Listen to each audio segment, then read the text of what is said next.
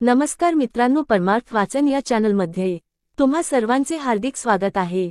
समर्थ रामदास स्वामी यांचा जन्म श्री क्षेत्र जांबसमर्थ या गावी, जालना जिल्हा, शके 1530 सन 1608 मध्ये रामनवमीच्या दिवशी म्हणजे चैत्र शुद्ध नवमीस रामजन्माच्या शुभमुहूर्तावर म्हणजे माध्याह्नी झाला।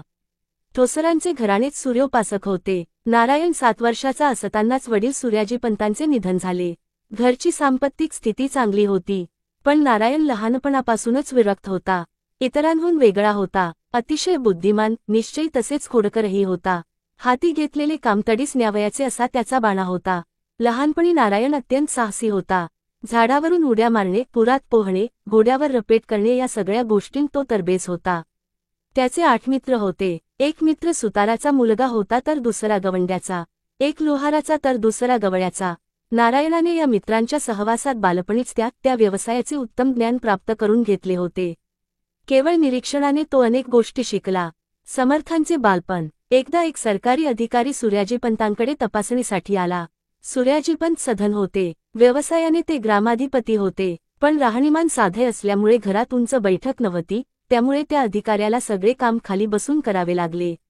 सूर्याजीपंतांचे काम उत्तमच होते, मात्र अधिकाऱ्याने जाताना एक शेरा मारला। एवढे मोठे अधिकारी, पण यांच्या घरात बसायला साधी बैठक नाही। या शेरेबाजीमुळे नारायणाचा स्वाभिमान दुखावला। त्याने आपले 7 ते 8 मित्र गोळा केले। लाकडी फळ्या, दगड, विटा, माती हे साहित्य आणले आणि रात्रीतून मित्रांच्या सहाय्याने उंच बैठक तयार केली। एवढेच नव्हे तर त्या अधिकाऱ्याला पुन्हा घरी बोलावून बैठक दाखविली। त्या अधिकाऱ्याने नारायणाचे तोंड भरून कौतुक केले। नारायणाच्या बाळपणाची आणखी एक गोष्ट प्रसिद्ध आहे। एकदा तो लपून बसला, काही केल्या सापडेना। अखेर एका फडताळात सापडला। काय करीत होतास असे विचारल्यावर, आई, चिंता करीतो विश्वाची असे उत्तर त्याने दिले होते। तपश्चर्या आणि साधना। पुढे तेथून पायी चालत पंचवटीस येऊन रामदासांनी रामाचे दर्शन घेतले आणि टाकळीस दीर्घ तपश्चर्या केली।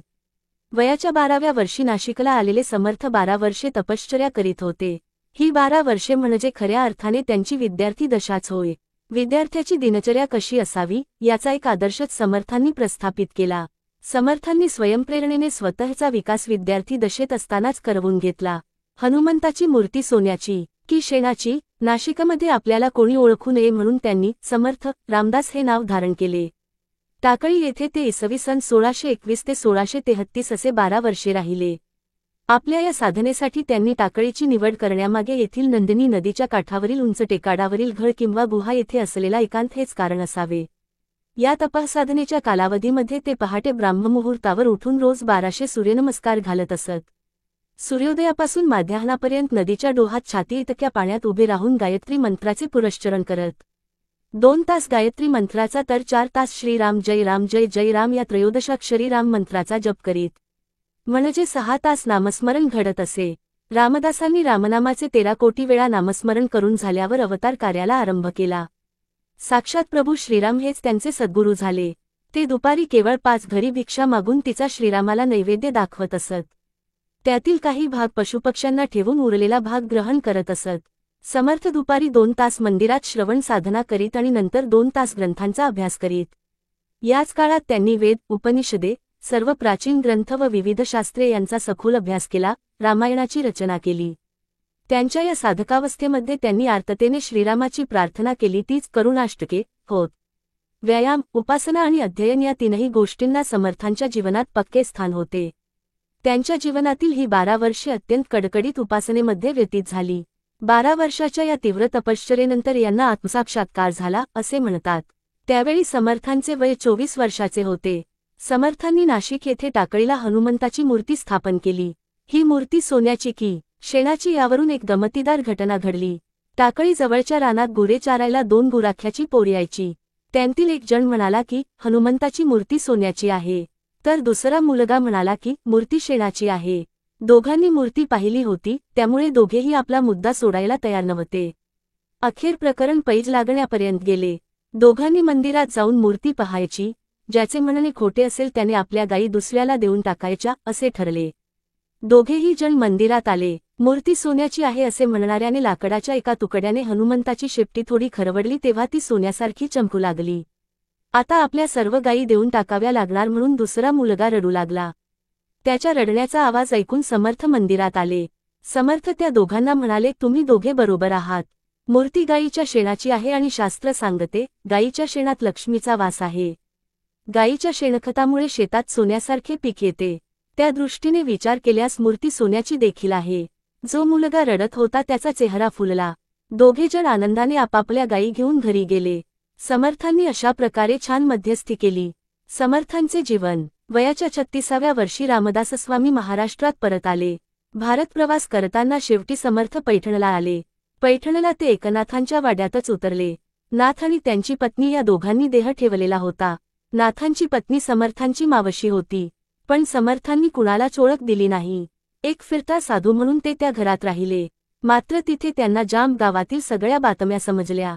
लग्नमंडपातून पलायन केल्यावर 24 वर्षे जांबशी त्यांचा कोणताच संपर्क नव्हता. त्यांच्या बहिणीला 2 मुले झाल्याचे व आई राणूबाई अंध झाल्याचेही त्यांना तेथे कळले. समर्थ वैराग्यशाली असले तरी तुसडे नव्हते. त्यांच्या मनात जांबला जाऊन आईला भेटावे असे येऊन गेले. समर्थ जांबला पोहोचले, पण तेथेही त्यांनी कोणाला आपली ओळख दिली नाही. अगदी नाट्यमय पद्धतीने आपल्या घराच्या अंगणात उभे राहून त्यांनी भिक्षा मागितली. त्यांची वहिनी भिक्षा घेऊन दारात उभी राहिली. तिची राम आणि श्याम ही दोन्ही मुले भिक्षा मागणाऱ्या या गोसाव्याकडे पाहत होती. त्यांना ठाऊक नव्हते की हे आपले काका आहेत. 24 वर्षात दाढी जटा वाढविल्याने आणि व्यायामाद्वारे शरीर बलदंड झाल्याने पार्वतीबाई देखील दीराला ओळखू शकल्या नाहीत. अखेर समर्थांनी आपले खरे रूप प्रकट केले. नारायण आल्याने राणूबाईंना खूप आनंद झाला. 24 वर्षाच्या साधनेने समर्थांना काही शक्ती प्राप्त झाल्या होत्या. त्याद्वारे त्यांनी रामचंद्रांना प्रार्थना करून मातेच्या डोळ्याला स्पर्श करताच राणूबाईंना दिसू लागले असे म्हणतात. तिने विचारले, नारायणा, अरे तप करून कोणते भूत वश केलेस बाबा? त्यावेळी समर्थांनी एक अभंग रचून संपूर्ण रामचरित आईला ऐकविले. समर्थ 4 महिने जांबला राहिले. त्यांनी आपल्या आईला कपिल गीता हा आध्यात्मिक ग्रंथ समजावून सांगितला. आईला चर्मचक्षुंबरोबर ज्ञानचक्षुही दिले. कराडजवळ शहापूर नामक छोट्याशा गावात बाजीपंत कुलकर्णी आणि सतीबाई कुलकर्णी हे दाम्पत्य राहत होते. सतीबाईंची अशी विचित्र कल्पना होती की रामनाम हे अंतकाळीच घ्यायचे असते. सुखी संसारात अथवा गजबजलेल्या घरात माणसाने रामनाम घेऊ नये. एकदा समर्थ त्यांच्या दारात भिक्षेसाठी आले. भिक्षा मागताना समर्थांनी रामनामाचा उच्चार केला. त्यामुळे सतीबाई समर्थांवर कडाडल्या आणि म्हणाल्या, ए बाबा, भरल्या घरात रामाचे नाव घेऊ नकोस. समर्थ मृदू शब्दात म्हणाले, आई, रामाच्या नावाने भरल्या घराची शोभा वाढते. सतीबाईंना समर्थांचा उपदेश आवडला नाही. त्यांनी समर्थांना भिक्षा मिळणार नाही म्हणून सांगितले. दुसऱ्या दिवशी समर्थ पुन्हा भिक्षेला आले. पुन्हा समर्थांना रामनाम घेण्यावरून त्यांनी फटकारले. 8 दिवस हा प्रकार रोज घडत होता. 9व्या दिवशी सतीबाई उदास चेहऱ्याने बाहेर आल्या. त्यांचे पती बाजीपंत यांचा काही अपराध नसताना त्यांना यवन अधिकाऱ्याने पकडून नेले होते. त्या समर्थांना म्हणाल्या, तुमच्या रामनामामुळे ही अशुभ घटना घडली. समर्थ अत्यंत आत्मविश्वासाने म्हणाले, आजपासून 11 दिवसांच्या आत तुमचे पती परत येतील. पती परत आल्यास रामनाम घेण्याचे आश्वासन सतीबाईंनी समर्थांना दिले. यवनांची चाकरी करणारे अनेक हिंदू अधिकारी समर्थांचे शिष्य होते. समर्थांनी त्यांच्याकडून बाजीपंतांची सुटका करविली. जीवनकार्य. समर्थांच्या शिष्यमंडळींमध्ये सर्व प्रकारचे शिष्य होत. समर्थांचे एक वैशिष्ट्य होते, समोरचा मनुष्य ज्या पातळीवरचा असेल त्या पातळीवर जाऊन त्याला ते समजावून सांगत. समर्थांची उपदेशाची भाषा अत्यंत साधी सोपी होती. एकदा धोंडीबा नावाच्या शिष्याने समर्थांना विचारले, महाराज, माझ्या मनाची उन्मनी अवस्था कशी होईल? समर्थांनी त्याला त्याच्या भाषेत उत्तर दिले, मनाचे ऐकू नकोस, म्हणजे तुझ्या हवे तसे होईल. धोंडीबाने ते ऐकले आणि समर्थांचा निरोप घेऊन तो घरी निघाला.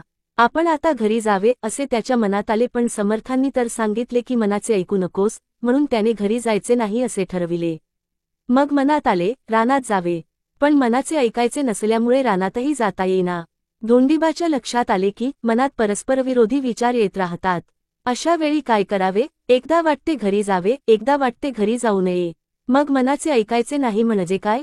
धोंडीबाच्या लक्षात आले की मनात सतत विचार येत राहतात, ते ऐकायचे नाहीत. म्हणून धोंडीबाने श्रीराम जयराम जय जय राम हा जप सुरू केला आणि मनातल्या मनात तो जप ऐकत राहिला. अशा प्रकारे मनात विचार येऊ नये म्हणून तो 72 तास जप करीत राहिला. 72 तासांनंतर त्याच्या मनाची उन्मनी अवस्था झाली. अगदी सोप्या शब्दात समर्थांनी उपदेश केला आणि अत्यंत श्रद्धेने धोंडीबाने ते ऐकले आणि त्याचे भले झाले. मनाची उन्मनी अवस्था म्हणजे ईश्वरस्वरूपी मिळून जाणे. अध्यात्मात श्रद्धा असली की लगेच काम होते. आत्मसाक्षात्कार झाल्यानंतर प्रथमत सामान्य लोकांनाही पारमार्थिक मार्गास लावावे अशी इच्छा रामदासस्वामींना साहजिकच झाली. पण पुढील 12 वर्षाच्या प्रवासात त्यांनी जे पाहिले, जे भयंकर विदारक अनुभव घेतले, त्यांनी त्यांच्या चारित्र्यास एक वेगळीच कलाटणी मिळाली. त्या काळी भारतातील जनता कमालीच्या हीन, दीन, त्रस्त आणि अपमानित अवस्थेत काळकंठित होती. यावनी सत्तेच्या अमानुष जुलुमाखाली भरडली जात होती. लोकांची मालमत्ता, बायका, मुले, आया बहिणी, देव, धर्म, संस्कृती काहीच सुरक्षित नव्हते. जनतेची ही हृदयद्रावक अवस्था पाहून समर्थ अत्यंत अस्वस्थ व उद्विग्न झाले. सर्वस्वी सत्व आणि दुर्बल झालेल्या आपल्या समाजास परमार्थाचा उपदेश हानिकारकच ठरण्याचा संभव आहे. समाजाला प्रथम संघटित आणि शक्तिसंपन्न बनविले पाहिजे. समाजाचा लुप्त झालेला आत्मविश्वास जागृत केला पाहिजे अशी त्यांची खात्री झाली.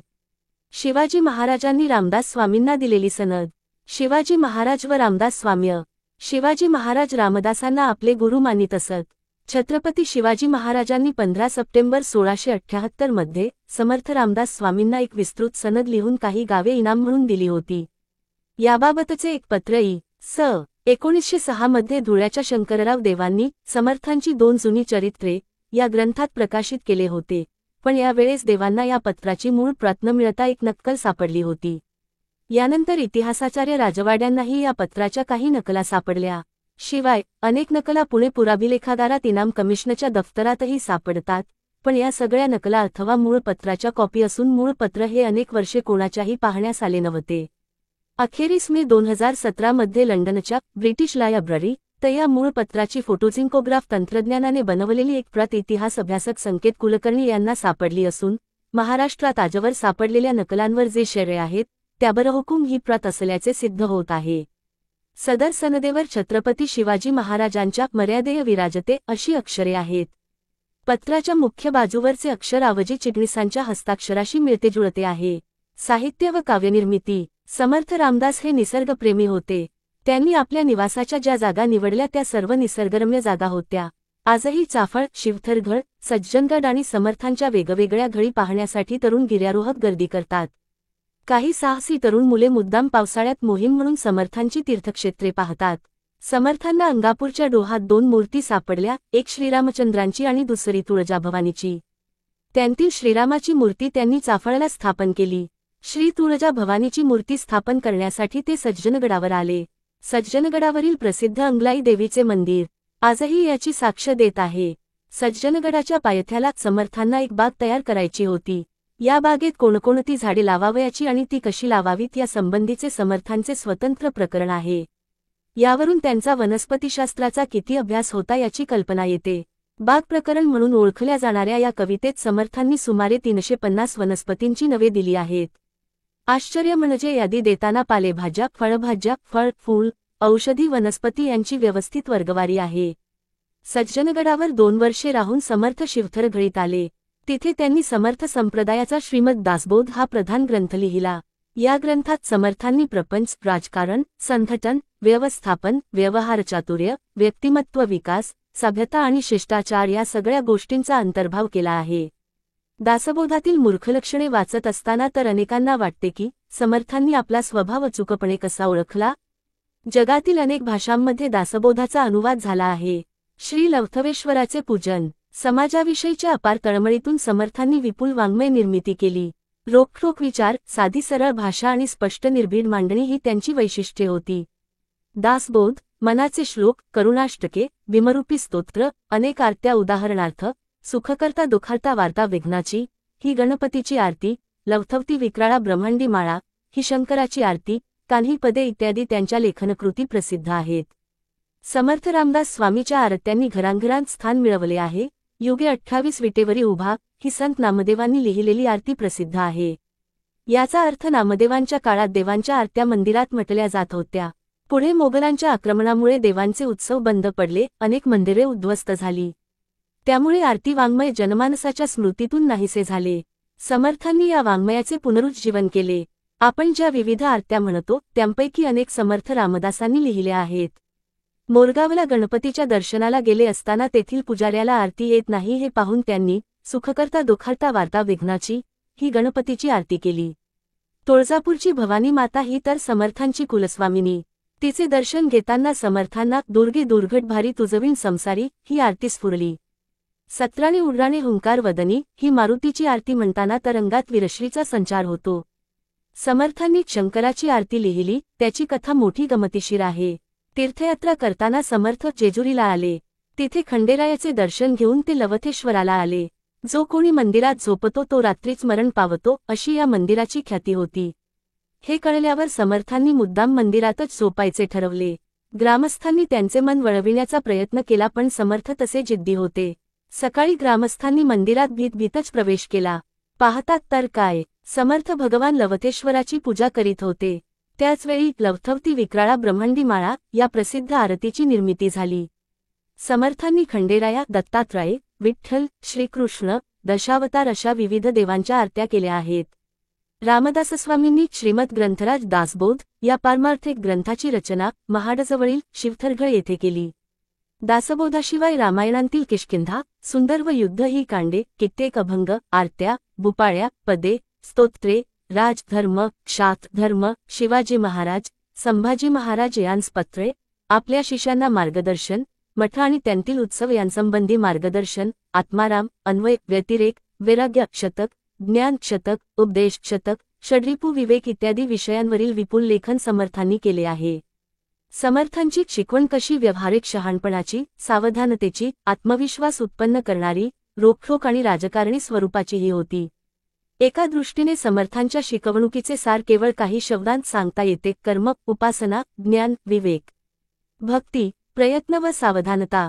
समर्थांनी राष्ट्र उभारणीसाठी जसे बहुमोल मार्गदर्शन केले तसेच लोकशिक्षण, प्रपंच, परमार्थ, विवेक या गोष्टींवरही भर दिला, कारण यातूनच राष्ट्र उभे राहते, स्वराज्य स्थापन होते. लोकांनी साक्षर व्हावे यासाठी त्यांनी लिहिण्याची, वाचण्याची मोहीम काढली. आपल्या वचनांत ते म्हणतात, दिसा माझी काहीतरी ते लिहावे, प्रसंगी अखंडित वाचित जावे. त्याचबरोबर त्यांनी असेही सांगितले, जे जे आपणासी ठावे ते ते इतरांशी शिकवावे, शहाणे करून सोडावे सकळ जन. प्रपंच सोडून जर परमार्थ केला तर केवळ आत्मोन्नती होईल, परंतु प्रपंच करून परमार्थ केला तर राष्ट्रोन्नती होईल. म्हणून ते म्हणतात की प्रपंची जे सावधान तोची परमार्थ करील जाण, प्रपंची जो अप्रमाण तो परमार्थी खोटा. याशिवाय गाणे कसे असावे हे सांगताना समर्थ लिहितात, बाळके श्वापदे पक्षी, लोकती वेधती मनी, चित्त निश्चिंत होतही, धन्य ते गळणी कळा. मराठी प्राकृत भाषेचा अभिमानही समर्थ व्यक्त करतात. समर्थ लिहितात, एक म्हणजे मराठी काय, हे तो भल्यासी ऐकू नये. ती मूर्ख नेणती सोय, अर्थान्वयाची, लोहाची मांदूस केली, नाना रत्ने साठविली, ती अभाग्याने त्यागिली, लोखंड म्हणूनी, तैसी भाषा प्राकृत. समर्थांचे शिष्यमंडळ. समर्थांना शिष्याकडून कठोर साधनेची आणि अभ्यासाची अपेक्षा होती. समर्थांनी त्या काळी 1100 मठ स्थापन केले आणि सुमारे 1400 तरुण मुलांना समर्थ संप्रदायाची दीक्षा दिली. त्यांचे काही शिष्य गृहस्थाश्रमी होते, तर काही शिष्य ब्रह्मचारी होते. कल्याणस्वामी रामदासांचे पट्टशिष्य होते. ज्यावेळी एखाद्या शिष्याची महंतपदी नियुक्ती होत असे त्यावेळी त्या शिष्याची कसून परीक्षा घेतली जाई. समर्थांना शिष्याकडून कठोर साधनेची आणि अभ्यासाची अपेक्षा असे. दासबोधाचे नुसते पारायण करून भागत नव्हते, दासबोध समजावून घेण्यावर समर्थांचा भर होता. अनेक महंतांचा दासबोध कंठस्थ होता. शिष्याची परीक्षा घेण्याची समर्थांची पद्धत मोठी विलक्षण होती. त्यावेळी ग्रंथ छापले जात नसत. हाताने लिहून ग्रंथांचा नकला केल्या जात. छापील नसल्यामुळे ग्रंथ बांधलेले, बाइंडिंग केलेले नसत. पानांवर पृष्ठांक देखील नसायचे. अशा वेळी समर्थ त्या शिष्याकडून त्याने लिहिलेली दासबोधाची पोथी मागवून घेत. पत्त्याप्रमाणे पिसून पोथीची सर्व पाने विस्कळीत करत आणि मग शिष्याला सगळा दासबोध पुन्हा व्यवस्थित लावून ठेवायला सांगत. ज्या शिष्यांचा दासबोध कंठस्थ नसे त्यांना पोथी जुळवायला फार वेळ लागे. अशा शिष्याला महंत म्हणून किंवा मठपतीपदी नियुक्त केले जात नसे. ज्याला पोथी लावायला विलंब झाला त्यांची निर्भत्सना करताना समर्थ म्हणत, याने दासबोध वाचला नाही, केवळ गंधफुले वाहून पूजला. त्यावेळी समर्थांचे शिष्यांना सांगणे होते की जो कोणी दासबोध ग्रंथाचे वाचन करील, तो ग्रंथ नीट समजावून घेईल आणि त्यानुसार आचरण करेल, अशा माणसाला मोक्ष मिळेल. त्यासाठी वेगळा गुरु करण्याची गरज नाही. ग्रंथ हेच गुरु होतात. मित्रांनो, हा व्हिडिओ आपणास आवडला असल्यास चॅनेलला लाईक, सबस्क्राईब, कमेंट जरूर करा. श्रीराम समर्थ. जय जय रघुवीर समर्थ. श्री स्वामी समर्थ.